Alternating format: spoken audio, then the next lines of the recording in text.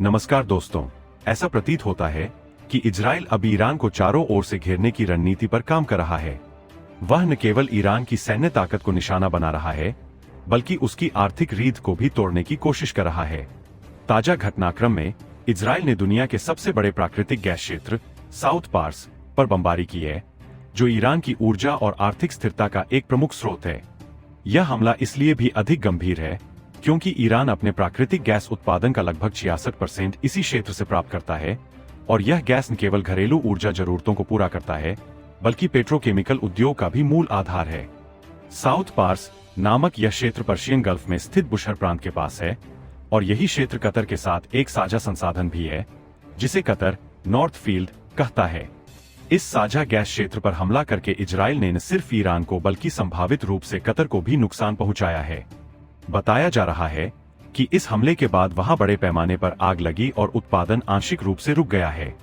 इसके अलावा तेहरान के अंदर भी तेल डिपो पर बमबारी हुई है, जिससे साफ जाहिर होता है कि अब इजराइल की रणनीति सिर्फ सैन्य ठिकानों तक सीमित नहीं रही, बल्कि वह ईरान के सिविलियन एनर्जी इंफ्रास्ट्रक्चर को भी नुकसान पहुंचाकर देश की आर्थिक नींव को हिला देना चाहता है। यह हमला ईरान के लिए कई मायनों में विनाशकारी हो सकता है। एक तो यह कि अमेरिका द्वारा पहले से लगाए गए प्रतिबंधों के चलते ईरान के पास गैस क्षेत्र की मरम्मत के लिए जरूरी पार्ट्स और उपकरणों की भारी कमी है, जिससे इस उत्पादन केंद्र को पुनः सक्रिय करना अत्यंत कठिन हो जाएगा। दूसरे, यदि उत्पादन लंबे समय तक बाधित रहता है तो देश में बिजली संकट, हीटिंग की समस्या, पेट्रोकेमिकल प्लांट्स की बंदी और लोगों के बीच असंतोष बढ़ सकता है। इजराइल का स्पष्ट उद्देश्य लगता है कि ईरान में चल रही 1979 से इस्लामिक रिपब्लिक की सत्ता को गिराया जाए, और इसके लिए वह देश के अंदर असंतोष को हवा देना चाहता है। यही कारण है कि रणनीतिक और आर्थिक दोनों ही लक्ष्यों को निशाना बनाया जा रहा है। इस हमले का असर सिर्फ ईरान तक सीमित नहीं रहने वाला है, बल्कि इसका सीधा असर वैश्विक ऊर्जा बाजारों पर भी पड़ा है। एलएनजी के दुनिया के सबसे बड़े निर्यातक कतर की सप्लाई पर भी इस हमले का प्रभाव पड़ सकता है, क्योंकि कतर और ईरान यह गैस फील्ड साझा करते हैं। भारत जैसे देश, जो अपनी एलएनजी जरूरतों का बड़ा हिस्सा कतर से पूरा करते हैं, निश्चित रूप से इस झटके को महसूस करेंगे। इसके अलावा अगर ईरान अपने वादे के अनुसार स्ट्रेट ऑफ होर्मुज को बंद कर देता है, तो स्थिति और भी गंभीर हो जाएगी, क्योंकि दुनिया के कुल तेल निर्यात का लगभग 30% इसी रास्ते से गुजरता है, और भारत के कुल तेल आयात का 40% भी इसी मार्ग से आता है। अगर यह रास्ता बाधित हुआ तो न केवल शिपिंग और इंश्योरेंस की लागत में भारी बढ़ोतरी होगी, बल्कि भारत की ऊर्जा आपूर्ति भी संकट में पड़ जाएगी।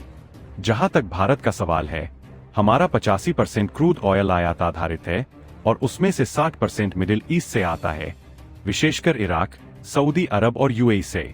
ऐसे में तेल और गैस की कीमतों में वृद्धि का सीधा असर भारत के ट्रेड डेफिसिट, फिस्कल डेफिसिट और महंगाई पर पड़ेगा। भारत के पास ऑयल का रिजर्व भी मात्र 9 से 10 दिन का है, जो किसी बड़े आपातकाल के लिए पर्याप्त नहीं कहा जा सकता। यही कारण है कि भारत को अब अपने एनर्जी प्लानिंग में विकल्पों की तलाश शुरू करनी होगी।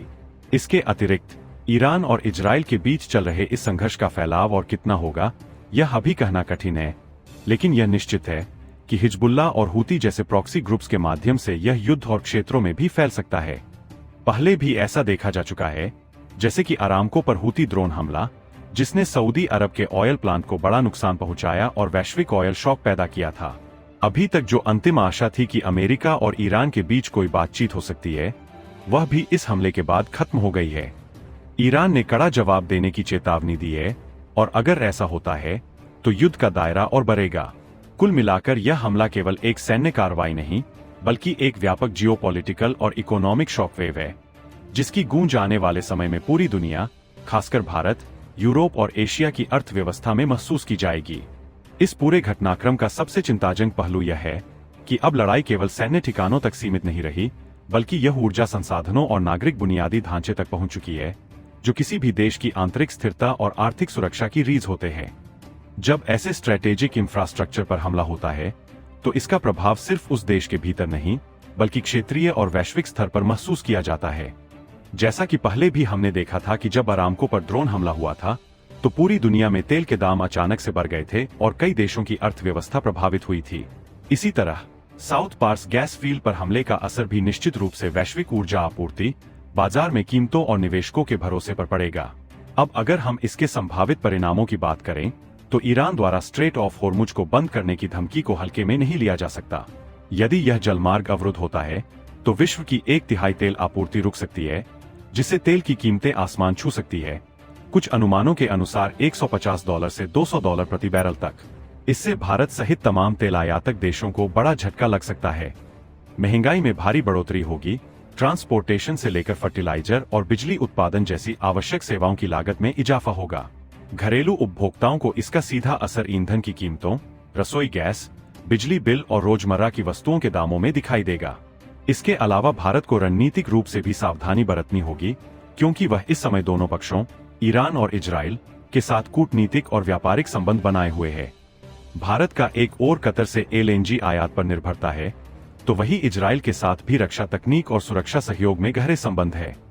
ऐसे में भारत को अत्यधिक संतुलन बनाकर चलना होगा ताकि वह किसी एक पक्ष से टकराव में न आए और साथ ही अपने राष्ट्रीय हितों की सुरक्षा भी कर सके। भविष्य की दृष्टि से भारत को अपनी ऊर्जा नीति में बहुविकल्पी रणनीति अपनानी होगी। हमें वैकल्पिक आपूर्तिकर्ताओं के साथ दीर्घकालिक समझौते करने होंगे, घरेलू ऊर्जा उत्पादन और अक्षय ऊर्जा के क्षेत्र में तेजी से निवेश बढ़ाना होगा और साथ ही रणनीतिक पेट्रोलियम भंडारण की क्षमता को भी बढ़ाना होगा ताकि किसी भी अंतर्राष्ट्रीय संकट की स्थिति में हम कम से कम कुछ हफ्तों तक आत्मनिर्भर रह सकें। जैसा कि अभी देखा जा रहा है, केवल कुछ घंटों में ही वैश्विक बाजारों में तेल और गैस की कीमतों में तेजी आई है। यूरोपियन और एशियन मार्केट्स में फ्यूचर कॉन्ट्रैक्ट्स की कीमतों में बढ़ोतरी दर्ज की गई है। यह एक संकेत है कि बाजारों को अंदेशा है कि यह संघर्ष लंबा और व्यापक हो सकता है। अमेरिका और उसके पश्चिमी सहयोगी जहां इजराइल का समर्थन करते दिख रहे हैं, वहीं रूस और चीन जैसे देश ईरान के करीब है। इस कारण से यह संघर्ष वैश्विक ध्रुवीकरण को और तेज कर सकता है और नया कोल्ड वार जैसी स्थिति पैदा कर सकता है। संक्षेप में कहा जाए तो साउथ पार्स गैस फील्ड पर हमला सिर्फ एक साधारण सैन्य कार्रवाई नहीं है, यह वैश्विक ऊर्जा आपूर्ति पर किया गया एक बड़ा प्रहार है। इसका असर भारत से लेकर यूरोप तक, आर्थिक नीति से लेकर कूटनीतिक संबंधों तक हर क्षेत्र में देखने को मिलेगा। अब देखना यह है कि ईरान इस हमले का जवाब किस स्तर पर और किस रणनीति से देता है। क्या वह सीधा युद्ध के रास्ते पर जाएगा या प्रॉक्सी युद्ध को और तेज करेगा? और सबसे बड़ा प्रश्न यह है कि क्या दुनिया इस संभावित संकट को समय रहते रोक पाएगी या हम एक नए वैश्विक ऊर्जा संकट की ओर बढ़ रहे हैं। भारत को इस पूरे घटनाक्रम को बहुत नजदीकी से देखना होगा और अपनी नीतियों में तुरंत लचीलापन व सतर्कता दिखानी होगी ताकि आने वाले दिनों में किसी भी संभावित झटके से देश को सुरक्षित रखा जा सके।